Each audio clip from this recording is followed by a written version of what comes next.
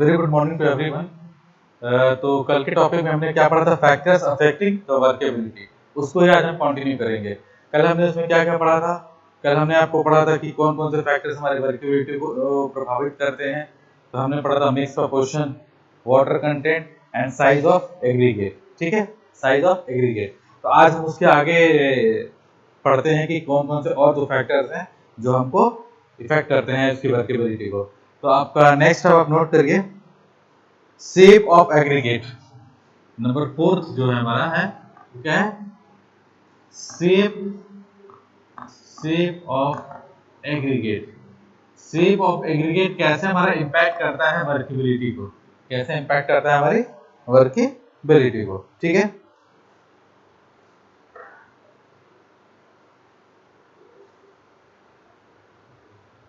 चलिए तो shape of aggregate को हम समझते हैं ऐसे कि शेप ऑफ एग्रीगेट हमें समझते हैं कि हम दो तरह के एग्रीगेट को कॉमन लेके यहाँ पे चलते हैं। एक राउंडेड एग्रीगेट को लेके चलते हैं, एक इर्रेगुलर या एंगुलर एग्रीगेट को लेके चलते हैं। ठीक है, एक होता है राउंडेड और सेकेंड इज एंगुलर, जो मेनली हमारे कंक्रीट कंस्ट्रक्शन में यूज होते हैं। तो राउंडेड क्या होता है, इसकी वर्केबिलिटी अच्छी होती है। ठीक, इससे स्ट्रेंथ हमारी अच्छी होती है। फिर वही चीज हम एक दो बॉक्सेस को लिए, आई होप आपको यहाँ दिख रहा होगा, दिख रहा है? ठीक, दोनों सेम वॉल्यूम के हैं, सेम साइज है दोनों का। फिगर में भले थोड़ा छोटा बड़ा लगा लेकिन दोनों सेम साइज के। ठीक है, तो देखिए राउंडेड एग्रीगेट मानी हम एक में भर रहे हैं। ठीक है,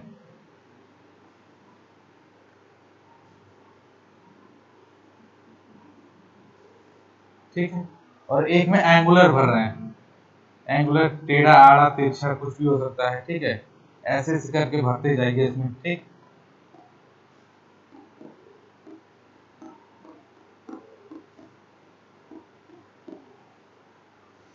किसी से एंगुलर मतलब किसी शेप के हो सकते हैं। ठीक है, तो आप एंगुलर इसमें एंगुलर वाला भर रहे हैं, इसमें आप राउंडेड वाला भर रहे हैं। ठीक, अब आप इसमें फिर देखिए वही कॉन्सेप्ट कि इसका सरफेस एरिया कम होगा, इसका क्या होगा, आपका सरफेस एरिया जो होगा ये क्या होगा, कम होगा ये। ठीक, जो हमारा एंगुलर वाला है उसका सरफेस एरिया क्या हो जाएगा, सरफेस एरिया क्या हो जाएगा एज कंपेयर टू राउंडेड ज्यादा हो जाएगा। एज कंपेयर टू राउंडेड हमारा सरफेस एरिया ज्यादा हो जाएगा। तो हमने आपको क्या बताया था, अगर सरफेस एरिया कम होता है, ठीक है, अगर सरफेस एरिया कम होता है, ठीक, अब इसमें मान लीजिए कि 1 केजी सीमेंट इसमें भी मिलाया सीमेंट और 1 केजी सीमेंट इसमें भी मिलाया। ठीक, अब आप इससे देखिए बताइए कि वर्केबिलिटी किसकी अच्छी होगी, वर्केबिलिटी किसकी अच्छी होगी।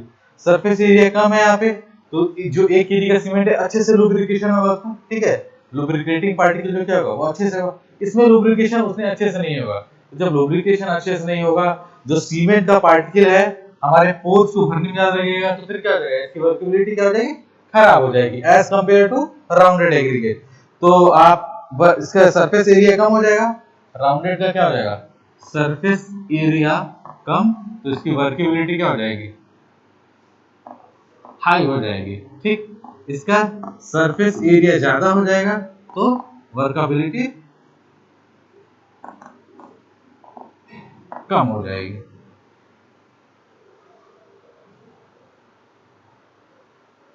ठीक है, इरेगुलर और रफ और एंगुलर एग्रीगेट जो होता है demand more water then the rounded shape aggregate. आप यहाँ पे लिख सकते हैं कि इरेगुलर, एंगुलर और इरेगुलर, एंगुलर और rough aggregate needs more water,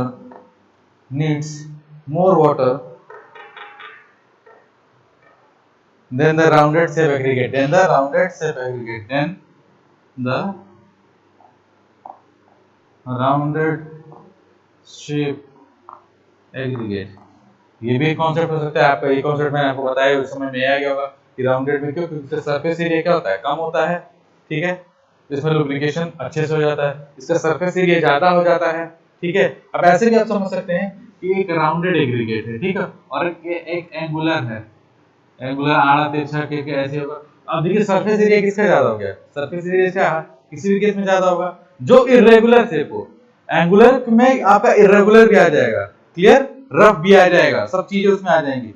तो जो मेन कैटेगराइजेशन है वो राउंडेड का है और एंगुलर का है। ठीक, फिर से मैं आपको सरफेस एरिया कम, वर्केबिलिटी इंक्रीज कर गई, सरफेस एरिया ज्यादा हो गया, वर्केबिलिटी डिक्रीज कर गई। आई होप आपको ये क्लियर हो गया होगा, नोट डाउन कर लीजिए आप इसको।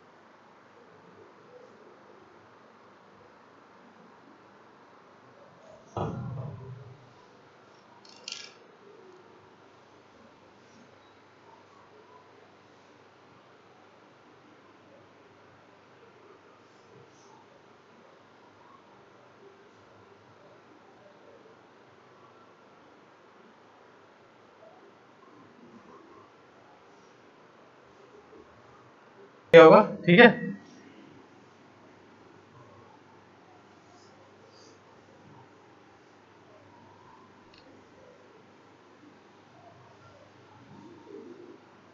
ठीक, number 5 is texture of aggregate, texture of aggregate। दो इसमें भी हम इसको बांटेंगे, ठीक है, दो इसको में बांटेंगे हम इसको, रफ और स्मूथ, रफ टेक्सचर और एक होता है क्या, स्मूथ टेक्सचर। ठीक, इसमें भी वही सेम चीज होगी, जब टेक्सचर आपका रफ रहेगा तो क्या होगा, आपका सरफेस एरिया क्या हो जाएगा, इंक्रीज कर जाएगा। जब आपका टेक्सचर रफ होगा तो जो सरफेस एरिया है वो क्या हो जाएगा, इंक्रीज कर जाएगा। जब आपका सरफेस एरिया का इंक्रीज एरिया को क्या पता है कि वर्केबिलिटी आपकी क्या हो जाएगी, वर्केबिलिटी आपकी डिक्रीज कर जाएगी, वर्केबिलिटी आपकी जब स्मूथ सरफेस होगा, उसका टेक्सचर जो होगा एकदम स्मूथ होगा, स्मूथ होगा तो क्या होगा, आपका सरफेस एरिया आपका कम हो जाएगा। स्मूथ रहेगा तो सरफेस एरिया क्या हो जाएगा, क्योंकि रफ चीजें इधर उधर ज्यादा सरफेस एरिया लेंगी, स्मूथ आपका सरफेस एरिया आपका कम लेगा। जब सरफेस एरिया आपका कम हो जाएगा तो आपको पता है कि वर्केबिलिटी आपकी इंक्रीज कर जाएगी, वर्केबिलिटी आपकी इंक्रीज कर जाएगी। तो देखिए मैंने सिर्फ सरफेस एरिया को कंसीडर करते हुए, यानी मैंने सारी चीजें आपको, सारे पैटर्न्स को मैं एक ही पैटर्न में चेंज करके आपको ये बताया, ठीक है। नोट डाउन करिए इसको।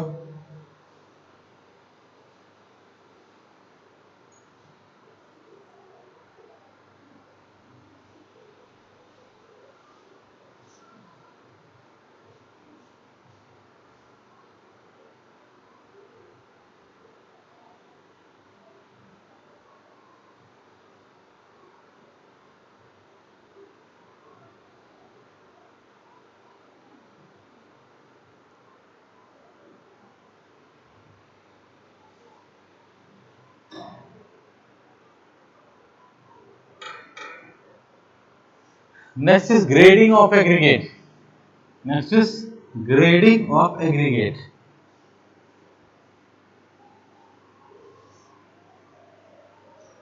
Grading of aggregate.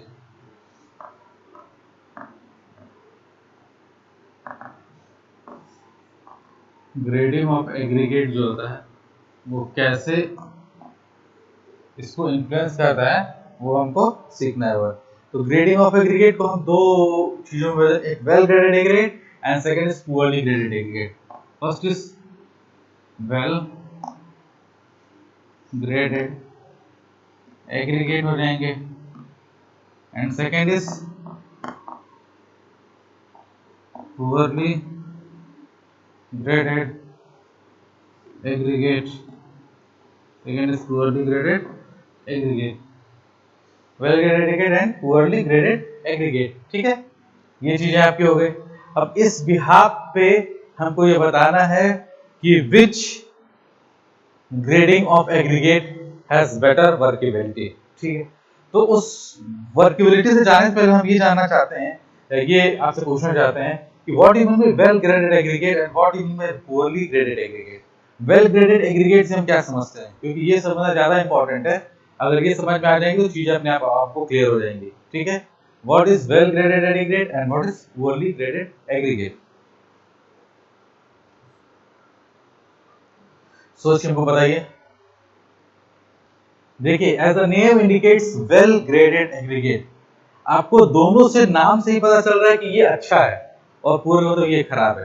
अब किस रेस्पेक्ट में खराब है हमको ये पता लगाना है। वेल का मतलब होता है वेल मतलब अच्छा है, पुअर का मतलब ग्रेडेड। देखिए, जो वेल ग्रेडेड एग्रीगेट होता है उसमें ऑल टाइप्स के पार्टिकल साइज प्रेजेंट होते हैं।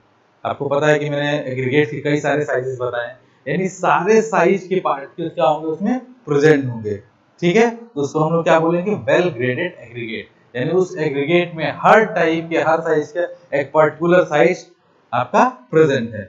जो पुअरली ग्रेडेड होता है वो क्या होता है, हर टाइप के हर साइज के एग्रीगेट नहीं होते। पता चला कोई एक साइज पूरा मिसिंग है, कोई एक साइज आधा मिसिंग है, तो उसमें यूनिफॉर्मिटी नहीं होती है, उसमें यूनिफॉर्मिटी नहीं होती है। तो फिर इसको भी हम रिलेट करेंगे सरफेस एरिया से, इसको भी हम लोग क्या रिलेट करेंगे, सरफेस एरिया से, ठीक है।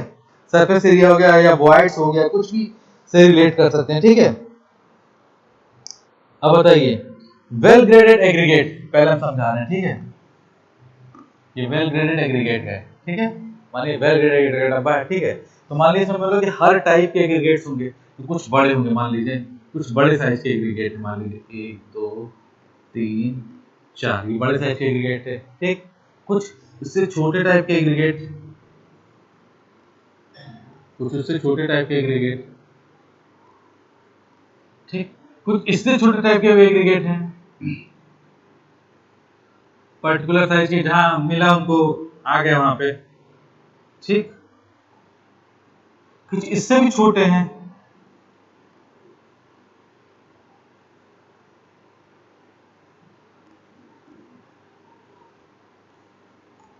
ठीक। ये हो गया हमारा वेल ग्रेडेड एग्रीगेट। अब दूसरा हम बनाते हैं पुअरली ग्रेडेड एग्रीगेट। नाम ही बता रहा है पुअरली ग्रेडेड एग्रीगेट, मतलब कुछ साइज गायब ही होगा। तो जैसे मान लीजिए कुछ बड़े साइज के एक ही है, दो ही है, ठीक। कुछ छोटा साइज इसका एकदम सबसे छोटा साइज का गायब है, ठीक। ये है ऐसे है, ठीक, कुछ ऐसे है, ठीक। This is poorly graded aggregate. कुछ स्पेसिफिक साइज के बड़े, कुछ बहुत ज्यादा बड़ा है, फिर दूसरा उसका बड़ा है, उससे छोटा, फिर उससे छोटा, फिर उससे, लेकिन हम छोटे वाले गायब है, कुछ भी गायब हो सकता है, ठीक है। तो अब इन दोनों में एक चीज देखिए कि व्हाइट्स किसमें ज्यादा है, व्हाइट्स किसमें ज्यादा होंगे, व्हाइट्स इसमें ज्यादा होंगे क्योंकि इसमें हर टाइप के हैं। तो व्हाइट, इसमें सीमेंट की मात्रा क्या होगी, इसमें क्या होगा, वेल ग्रेडेड क्या होगा, व्हाइट्स कम होंगे, ठीक है। तो सीमेंट की जरूरत हमको क्या होगी, कम होगी। सीमेंट की जरूरत हमको क्या होगी, कम होगी, ठीक। इसमें क्या होगा, व्हाइट्स ज्यादा है, सीमेंट की मात्रा ज्यादा लगेगी, क्यों, क्योंकि व्हाइट को भरने के लिए सीमेंट की मात्रा आपको ज्यादा लगेगी। इसमें व्हाइट की सीमेंट की मात्रा ज्यादा लगेगी, ठीक है। जब ज्यादा लगेगी तो जब व्हाइट्स कम होते हैं सीमेंट कम लगेगा, तो इसकी क्या हो जाएगी, इसकी जो तो जब इसके व्हाइट्स को भरने के लिए सीमेंट की जरूरत हमको नहीं पड़ेगी, तो सीमेंट हमारा प्रचुर मात्रा में होगा। तो जो सीमेंट की मात्रा व्हाइट्स को भरने में कम लगेगी, तो जो बाकी सीमेंट क्या लुब्रिकेशन में जाएगा, ठीक। तो उसको अच्छे से लुब्रिकेट करेगा, तो लुब्रिकेशन अच्छा होगा तो यहाँ पे क्या हो जाएगी, वर्केबिलिटी क्या हो जाएगी, इंक्रीज कर जाएगी, वर्केबिलिटी इंक्रीज कर जाएगी, ठीक। ये बॉक्स है पुअरली ग्रेडेड, ठीक है। व्हाइट्स की मात्रा ज्यादा हो गई, तो अब क्या होगा, जो बीच में व्हाइट्स हैं इसको भरने के लिए क्या सीमेंट ज्यादा लगेगा हमको, ठीक। अगर एक स्पेसिफिक सीमेंट हमारे पास इतना ही हम डाल सकते हैं, मान लीजिए किसी भी उसमें कि एक बोरा ही सीमेंट हम डाल सकते हैं, तो पता चला उसमें वो जो मैक्सिमम सीमेंट है वो व्हाइट्स भरने में चला गया, तो लुब्रिकेशन के लिए क्या हो गया, सीमेंट हमारा कम हो गया, लुब्रिकेशन वाला किस क्या हुआ, सीमेंट हमारा कम हो गया, तो यहाँ पे वर्केबिलिटी क्या हो जाएगी, डिक्रीज कर जाएगी, यहाँ पे वर्केबिलिटी डिक्रीज कर जाएगी। ठीक,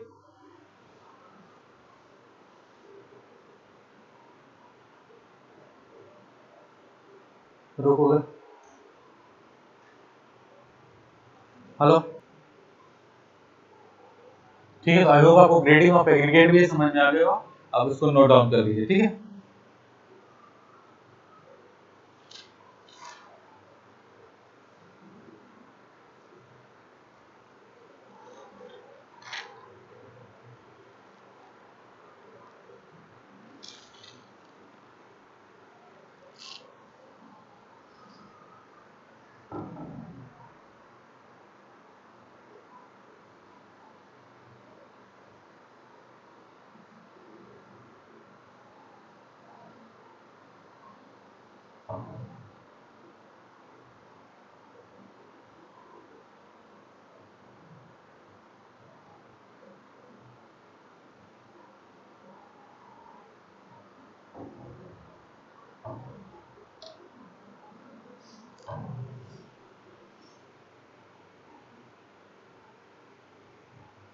आई होप आपने नोट डाउन कर लिया होगा। तो हम नेक्स्ट स्टेप में पढ़ते हैं।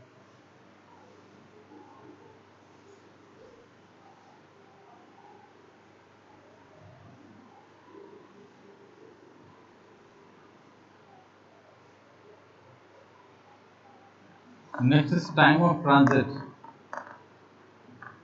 टाइम ऑफ ट्रांजिट, देखिए टाइम ऑफ ट्रांजिट जितना लंबा होगा, जितना इंक्रीज करेगा, वर्केबिलिटी उतनी क्या हमारी डिक्रीज करेगी। ठीक है, क्योंकि जो हम एडमिक्सचर मिलाएंगे इसमें, उसको कॉन्टिन्यूस उसके क्वालिटी को मेंटेन करने के लिए वो एक लिमिट तक ही काम करता है। ऐसा नहीं कि कुछ भी हम एडमिक्सचर मिला दिए तो हम कंक्रीट बना दिए, उसमें एडमिक्सचर मिला दिए 10-20 घंटे तक वो सही रहेगा। तो कोशिश ये करनी चाहिए आपको कि टाइम ऑफ ट्रांजिट हमारा कम से कम हो, हमारा रेड मिक्स प्लांट ऐसी जगह पे हो कि हमारा टाइम ऑफ ट्रांजिट कम लगे हमारे साइड तक कंक्रीट आने में। टाइम ऑफ ट्रांजिट जैसे जैसे बढ़ेगा वर्केबिलिटी वैसे वैसे घटेगी। अगर टाइम ऑफ ट्रांजिट आपका कम होगा तो आपकी वर्केबिलिटी क्या जाएगी, इंक्रीज कर जाएगी। ठीक है, वर्केबिलिटी आपकी इंक्रीज कर जाएगी। कोशिश किया था कि जितना जल्दी रेडीमिक्स प्लांट से हमारा कंक्रीट बना, जितनी जल्दी वो साइट पे पहुंच जाएगा उसकी वर्केबिलिटी उतनी ही अच्छी मानी जाती है। ठीक है, अब सिंपल लिख सकते हैं इनवर्सली प्रोपोर्शनल जो होते हैं। ठीक है, number 8 is uses of admixtures.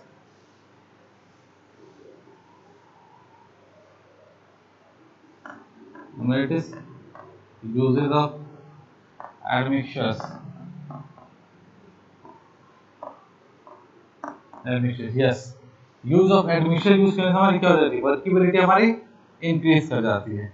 Workability हमारी इंक्रीज, कई सारे ऐसे एडमिक्सचर्स हैं जिनको हम यूज करते हैं तो उससे उसका क्या होता है, तो आपके सिंपल लैंग्वेज में लिख सकते हैं uses of some most of the admixtures increases their workability of concrete. ठीक है,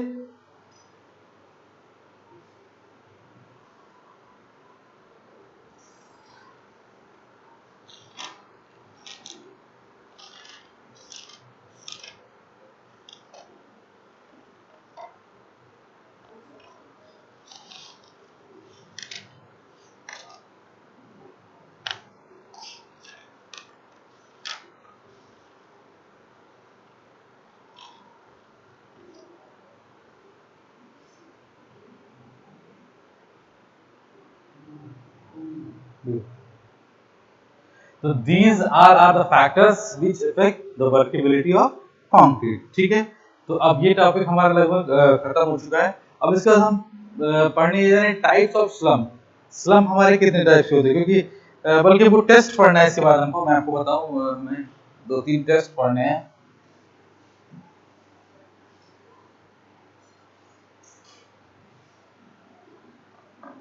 test on workability, test on workability को पढ़ना है। ठीक है, तो फर्स्ट इज जब the most important slump test. ठीक, second is compaction factor test, ठीक। थर्ड इज वीवी टेस्ट, ठीक है। Number fourth is flow table test, flow table test, ठीक। ये सारे हमारे टेस्ट हैं, ठीक है। इन चार टेस्ट ये सबसे मोस्ट इंपॉर्टेंट टेस्ट हैं जिसके बारे में आपको पढ़ना है, ठीक है। ये क्या करते हैं, इस टेस्ट से हमको क्या पता चलता है कि जो कंक्रीट हमारा रेडी मिक्स प्लांट से आ रहा है वो हमारा उसकी स्लम्प वैल्यू क्या है, उसकी वर्केबिलिटी कैसी होगी, उससे हम चेक करते हैं। मतलब ये जो स्लम्प टेस्ट होता है, सबसे पहले स्लम्प टेस्ट की बात करते हैं। ये ऑन साइट टेस्ट होता है कि कोई भी कंक्रीट अगर किसी रेडी मिक्स प्लांट से आ रहा है या बन रहा है तो उसको हम पहले उसका स्लम्प टेस्ट करते हैं। कि स्लम्प टेस्ट के लिए कोड आईएस कोड ने एक वैल्यू दी है, टेस्ट करने का तरीका बताया है, वो रेंज एक बताई है कि लो वर्केबिलिटी, हाई वर्केबिलिटी, कैसी वर्केबिलिटी है, वो हमारी स्लम्प वैल्यू से हमको पता चलती है। मतलब एक साइट इंजीनियर या प्रोजेक्ट मैनेजर जो भी उस साइट पे इंचार्ज है, उसका सबसे पहला ये काम होता है कि कोई भी रेडी मिक्स प्लांट कहीं से आएगा तो आपको तुरंत आपको पहले स्लम्प टेस्ट करना है सर, कि उसकी स्लम्प वैल्यू क्या आ रही है, कि हमारे कोड की स्पेसिफाइड लिमिट में आ रही है कि नहीं। अगर हम वर्केबिलिटी मीडियम चाह रहे हैं तो मीडियम आ रही है नहीं, हाई चाह रहे हैं तो हाई आ रही है नहीं, लो चाह रहे हैं तो लो आ रही है कि नहीं, ठीक है। स्लम्प टेस्ट से पहले हम टाइप्स ऑफ स्लम्प पढ़ना चाहते हैं तो थोड़ा सा चीजें और क्लियर हो जाएंगी। टाइप्स ऑफ स्लम्प, ठीक है। ये तो हम पढ़ेंगे, ये तो चारों टेस्ट हमको पढ़ने ही है, ये चारों टेस्ट हमको पढ़ने ही है, क्योंकि इसके बिहाफ पे ही हम लोग उसकी वर्केबिलिटी बता पाएंगे, उसकी वैल्यू बता पाएंगे। फिर इस पढ़ने के बाद उसका हम एक फाइनल चार्ट बनाएंगे जिसमें मैं सारे टेस्ट को लिखूंगा, किसकी वैल्यू क्या होनी चाहिए, किस टाइप ऑफ वर्केबिलिटी के लिए, वो हम लोग लास्ट में डिस्कस कर लेंगे, ठीक है। तो सबसे पहले उसके पहले हम लोग पढ़ते हैं types of slump. Types of slump या type of concrete slump.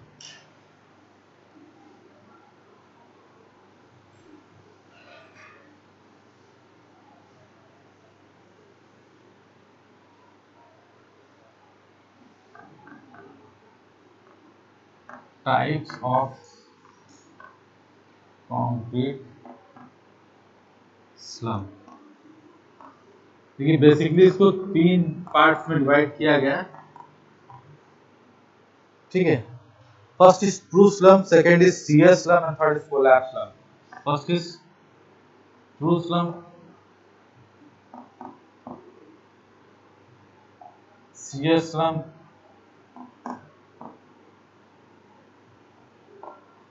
Collapse slump, और एक और आता है आप समझिए जीरो स्लम्प, जीरो स्लम्प। अब कौन सा स्लम्प क्या डिफाइन करता है या क्या बताता है उसको हम वन बाय वन डिस्कस करेंगे।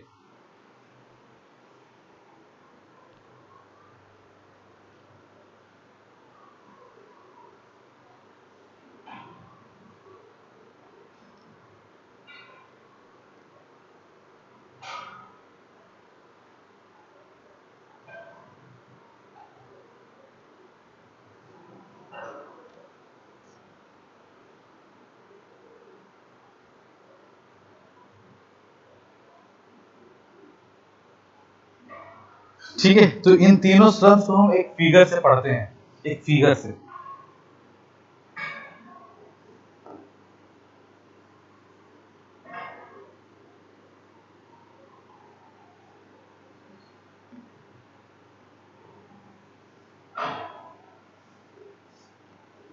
आई होप आप लोगों को दिख रहा होगा,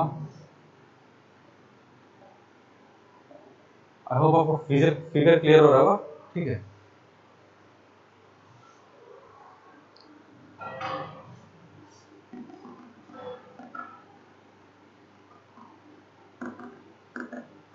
ये स्लब की वैल्यू एक कंक्रीट है अंदर, ठीक है।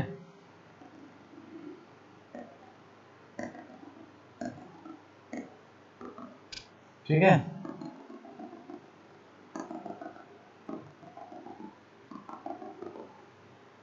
ठीक। ये तीन तरह के स्लम कोन आपको दिख रहे थे, स्लम कोन, और अंदर ये हमारी कंक्रीट बॉडी है, ठीक है।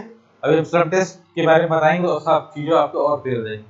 ट्रू स्लम उस स्लम को कहते हैं जो मोर और लेस, जो स्लम कोन है इसको उसके शेप को अडॉप्ट कर ले, उसके शेप को अडॉप्ट कर ले, मोर और लेस मतलब पूरा तो नहीं लेकिन थोड़ा बहुत अडॉप्ट कर ले, तो उसको हम लोग क्या बोलते हैं? ट्रू स्लम बोलते हैं। उसको हम लोग क्या बोलते हैं? ट्रू स्लम बोलते हैं। ठीक है, तो आप ऐसे लैंग्वेज में भी लिख सकते हैं, लैंग्वेज में भी आप लोग लिख सकते हैं इस चीज को ऐसे कि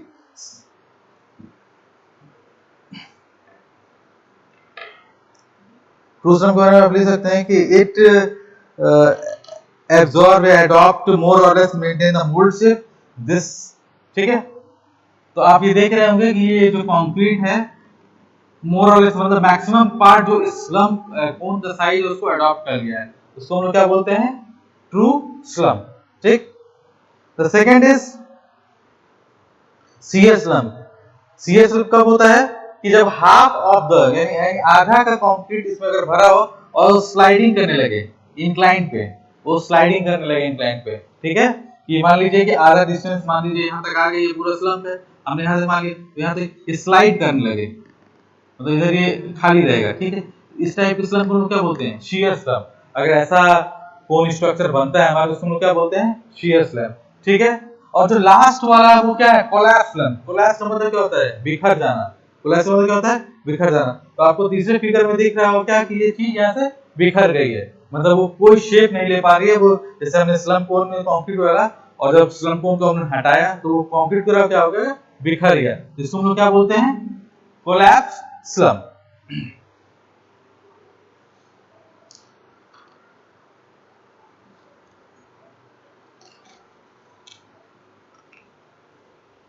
and the last one is zero slum. Zero slum उस स्लम को बोलते हैं, आप ये लिख सकते हैं, if concrete maintains the actual shape of the mould. If concrete maintains the actual shape, यानी अगर मोल्ड का ये साइज है तो इसमें पूरा कंक्रीट भरा हो, पूरा कंक्रीट भरा और मोल्ड हटाने पर ये इसी शेप का बना रहे, तो उसको क्या बोलते हैं? जीरो स्लम बोलते हैं। ठीक है, if concrete adopt the actual size of mold then it is called zero slump। तो आई होप आपको तीनों फिगर से चीजें क्लियर हो गई। रिटन में आप खुद भी इस चीज को लिख सकते हैं। First is true slum, second is shear slum, third is collapsing and fourth is zero slum. फिर से मैं रिवाइज कर रहा हूं, ट्रू स्लम किसको बोलते हैं? जो मोर और लेस मतलब लगभग लगभग कोन की साइज को या स्लम कोन की साइज को अडॉप्ट करता है। तो देखिए लगभग इसने पूरा नहीं किया, तो ये क्या हो गया हमारा? True slum. शियर स्लम क्या होता है? आधे से ज्यादा पे जाके इंक्लाइन होने लगता है, गिरने लगता है हमारा स्लम। इस तरह का अगर कोई एडॉप्शन आता है तो उसको क्या बोलते हैं? Shear slump. तो third one is collapse slum.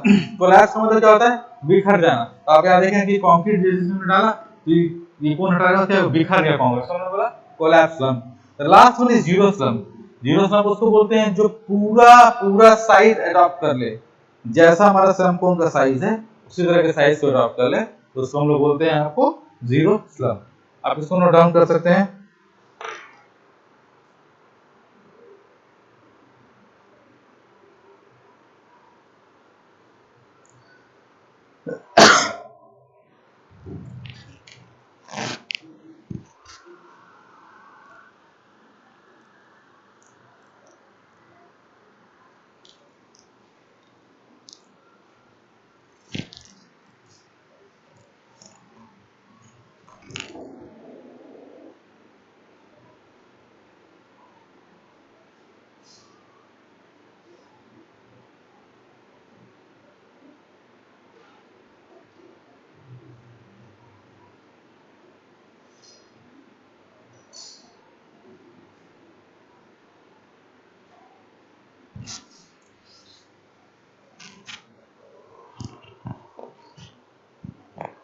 ठीक है, तो फिर आज के लिए इतना ही। अब कल जो हम अपना नेक्स्ट वीडियो बनाएंगे उसको टेस्ट ऑन वर्केबिलिटी हम पढ़ेंगे। Slump test, compaction factor test, Vee Bee test, flow table test, सारे टेस्ट को हम वन बाय वन डिस्कस करेंगे। ठीक, थैंक यू।